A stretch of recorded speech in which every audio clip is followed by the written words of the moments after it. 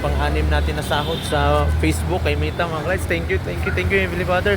Hindi ko in-expect to mga kalights kasi ang pinunta ko lang dito ay magpasa ng quotation diyan malapit dito sa SWS. Meron kasing diyan construction na tinatrabaho from Davao, no, sa Iligan City to mga kalights, no. So salamat talaga dito Heavenly Father. Chinek ko lang kasi pangalawang araw pa lang ngayon mga kalights mula nung na-feed.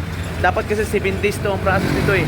Dapat 7 araw to. Pero ngayon, 2 araw pa lang pumasok na sa ating bank account yung kita natin sa Facebook. Mga kalights, talagang sobrang thankful. Kailangan natin ng pera eh. So talagang salamat nito mga kalights. Naka-withdraw tayo ng almost 9,000 ngayon mga kalights. Talagang sobrang thank you. Kayo dyan, gusto kayong ma-inspire, ma-motivate. Hindi ito para ipagmayabang mga kalights. Gusto ko kayong tulungan na mag-sideline sa Facebook. Baka sakali kayo rin ay kumita, magkaroon ng extra income. Napakalaking tulong.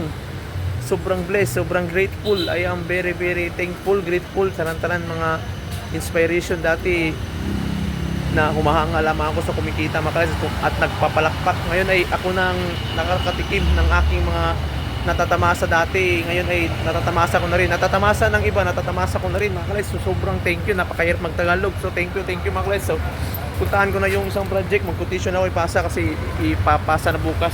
Tara!